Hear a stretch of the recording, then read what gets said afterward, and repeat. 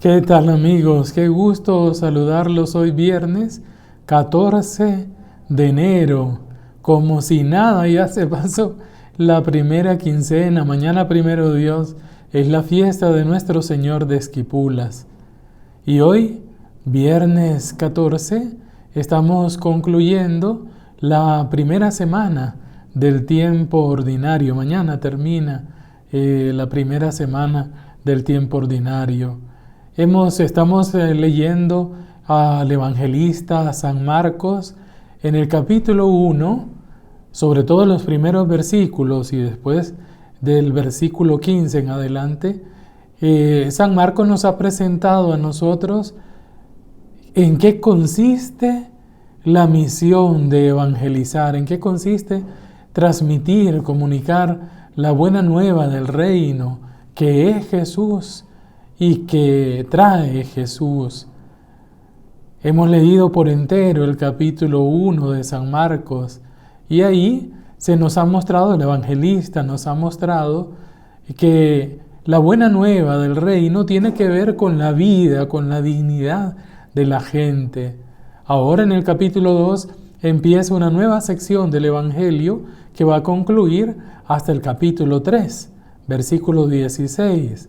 San Marcos aquí, en esta sección del Evangelio, nos ofrece 5 conflictos que Jesús enfrenta por anunciar el reino, las consecuencias del anuncio del reino, la consecuencia de devolver la dignidad y la vida a la gente, se encuentra con oposición, conflictos. Y hoy San Marcos nos presenta el primero de estos conflictos, que tiene que ver con el perdón de los pecados. El segundo conflicto va a ser sobre también el poder de perdonar, comer con los pecadores, juntarse con la chusma, diríamos. El tercer conflicto tiene que ver con el ayuno. Y el cuarto y quinto conflicto, que San Marcos lo vamos a escuchar en la próxima semana, primero Dios, tiene que ver con el sábado, con el cumplimiento del sábado. ¿Qué sentido tiene para Jesús el sábado, el día del descanso? Pues bien, viendo el panorama de estos capítulos 2 y 3, hoy empezamos el capítulo 2 de San Marcos, los versículos del 1 al 12. Escuchemos el texto. Entró de nuevo en Cafarnaúm. Al poco tiempo había corrido la voz de que estaba en casa. Se agolparon tantos que ni siquiera ante la puerta había ya sitio, y Jesús les anunciaba la palabra. Y le vienen a traer a un paralítico llevado entre 4. Al no poder presentárselo a causa de la multitud, abrieron el techo encima de donde él estaba y, a través de la abertura que hicieron, descolgaron la camilla donde yacía el paralítico. Viendo Jesús la fe de ellos, dice al paralítico: Hijo, tus pecados te son perdonados. Estaban allí sentados algunos escribas que pensaban en sus corazones: ¿por qué éste habla así? Está blasfemando. ¿Quién puede perdonar pecados sino solo Dios? Pero al instante, conociendo Jesús en su espíritu lo que ellos pensaban en su interior, les dice: ¿por qué piensan así en sus corazones? ¿Qué es más fácil, decir al paralítico: tus pecados te son perdonados, o decir: levántate, toma tu camilla y anda? Pues para que sepan que el Hijo del Hombre tiene poder en la tierra para perdonar pecados, dice al paralítico: a ti te digo, levántate, toma tu camilla y vete a tu casa. Se levantó al instante, tomando la camilla, salió a la vista de todos. de modo que todos quedaban asombrados y glorificaban a Dios diciendo: jamás vimos cosa parecida. Palabra del Señor. Hoy escuchamos un texto simpático y teológico muy importante. Es de esas narraciones del Evangelio de San Marcos, como todos los evangelios, que están cargadas de un simbolismo también teológico. Perdón. En primer lugar, Jesús llega a Cafarnaúm. Los nombres tienen sentido en la Biblia. Cafarnaúm significa aldea del consuelo. Cafar, aldea, Naham, consolar. Jesús viene a casa, su casa, aquí entre nosotros, y viene para consolar. Dice que se corrió la voz de que Jesús estaba en casa. ¿Se imaginan qué bonito sería? Y sigue ocurriendo. Jesús está en casa. A veces no nos damos cuenta. La gente se agolpa que ni siquiera había sitio en la puerta. Y Jesús les anunciaba la palabra. Es una bella imagen de Jesús que anuncia la buena noticia. Una palabra que comunica vida a los oyentes. Y entonces aparecen estos 4 que traen a un paralítico en una camilla. Es precioso este detalle, porque son ellos los que tienen fe. Son ellos los que hacen hasta lo imposible con tal de llevar a su amigo, al paralítico, y ponerlo delante de Jesús.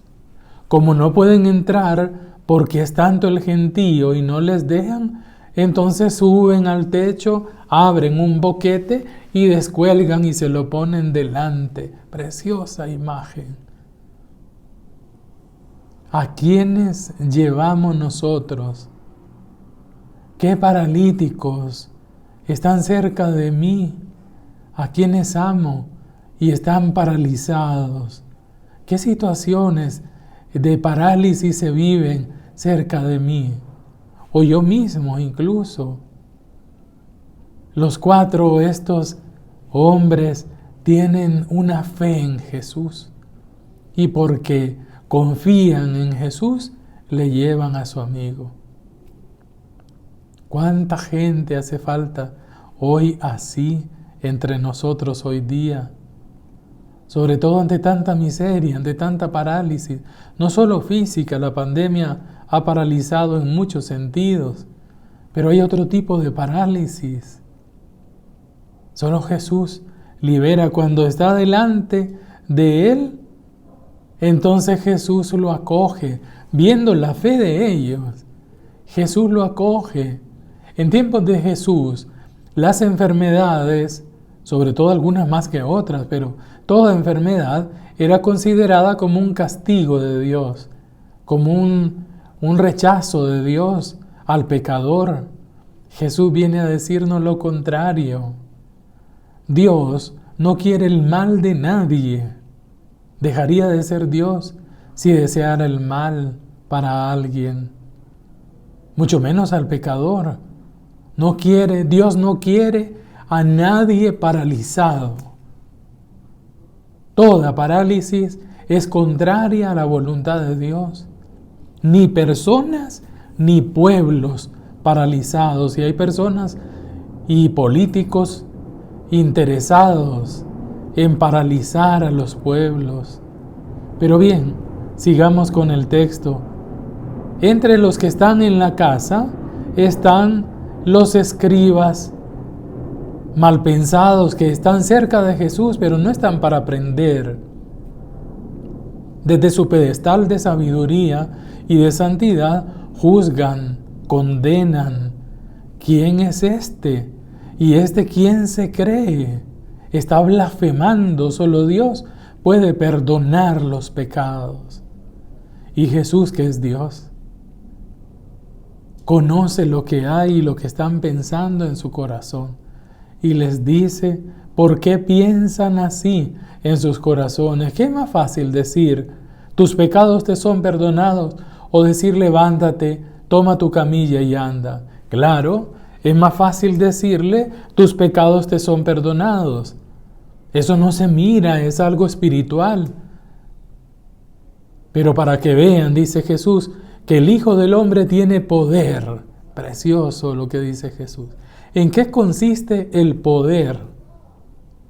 El poder para Jesús es dar vida, hacer que la gente camine, que la gente recupere su dignidad, que se terminen las parálisis. En eso consiste el poder, en liberar al ser humano, en ponerlo de pie y que se valga por sí mismo, que tome lo que antes era el lugar de su postración, el objeto, la camilla, ahora la puede tomar como si fuera cualquier cosa. Solo Jesús, solo el perdón hace caminar. Cuando perdonamos, soltamos las parálisis nuestras y a los demás. El otro grupo de personas, fíjense, es el pueblo sencillo.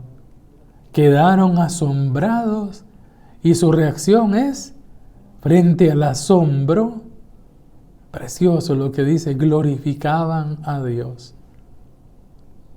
Ojalá que no perdamos nosotros la capacidad de asombrarnos delante del poder de Dios, ahí donde los seres humanos recuperan vida y dignidad, ahí está actuando el reino. Y somos llamados no solo a asombrarnos, sino a glorificar a Dios. ¿En qué personaje me identifico? ¿Con quién te identificas?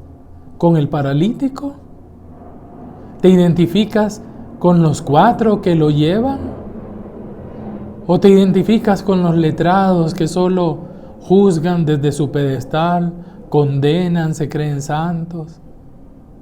¿O estás entre el pueblo que está escuchando a Jesús, que se asombra y que glorifica a Dios? ¿O te identificas con Jesús, que con el perdón hace caminar al otro?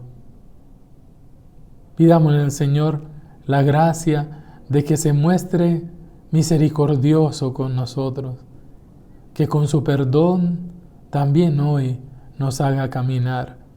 Él lo sigue ejerciendo a través del sacramento de la reconciliación. Ánimo, tus pecados te son perdonados. Feliz día y bendiciones para todos.